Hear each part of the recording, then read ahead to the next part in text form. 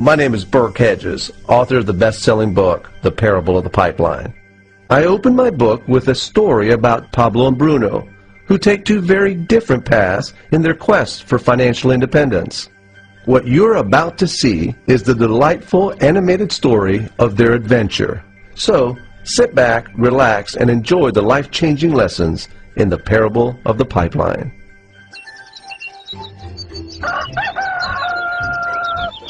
Far away, in a small village, near a beautiful valley, lived two friends, Pablo and Bruno. They were both young and dreamed of a better life for themselves. They'd often discussed their dreams about how they would become the most successful men in the village. They weren't afraid of hard work, and they searched for opportunities to help realize their goals and achieve their dreams. One day, an opportunity presented itself.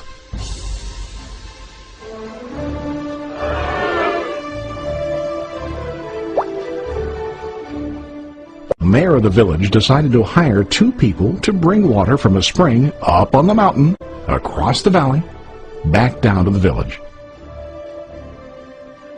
They were to be paid based on the amount of water delivered to the village. Bruno and Pablo enthusiastically got to work. Every day, from morning till evening, they carried buckets to and from the spring. They worked hard, carrying water to the village. In the evening, they'd return home with their day's wages.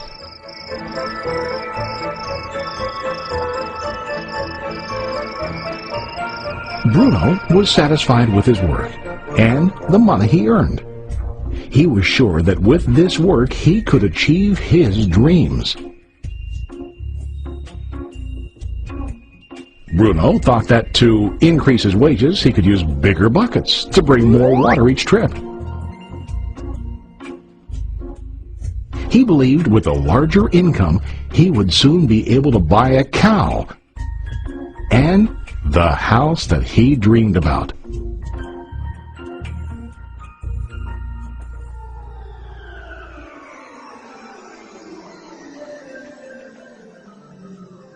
Now Pablo was not satisfied.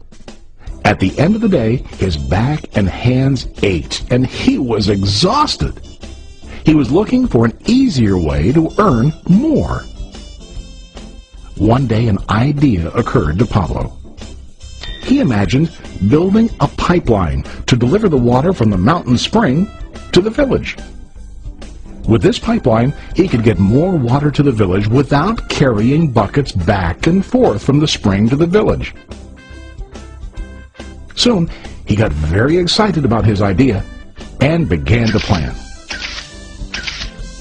Pablo, of course, shared his idea with his friend Bruno and asked him to join with him to work on and help build the pipeline. Bruno thought the idea was crazy. All Bruno could think about was what his money could buy today and how to get it quicker.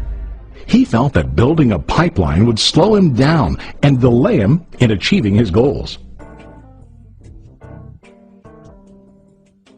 Instead, Bruno got bigger buckets and went more often back and forth, fetching water. He was sure that with this method, he could make more money.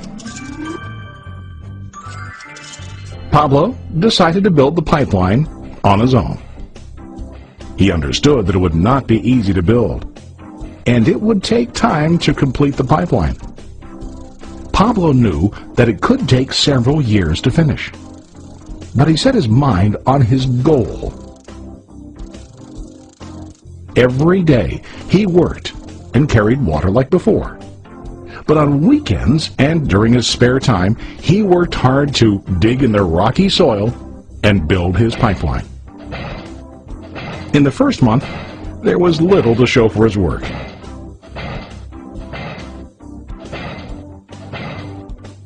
Bruno and the villagers laughed and teased him. They called him Pablo the Pipeline Man. During this time, Bruno's income doubled. He already bought a cow and a bigger house. His lifestyle changed. He now spent time after work in the bar, enjoying his hard-earned wages from delivering water.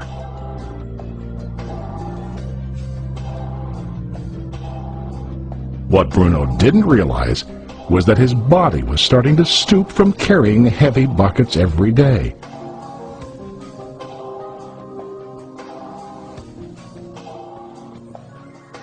His face looked worn and his body tired. Soon, he began to carry less and less water due to the wear and tear on his body.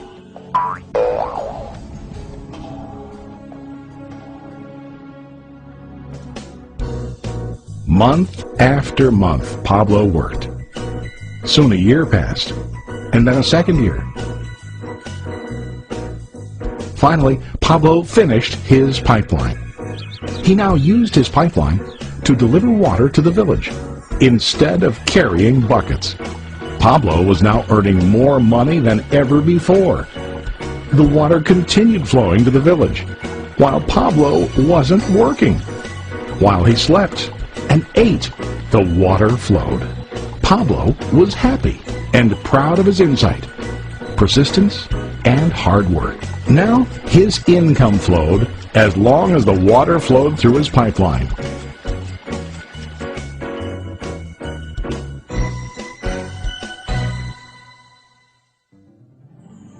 The story of Bruno and Pablo is a reflection of life. Their jobs symbolize what most people do to earn money. Bruno gets his money using buckets.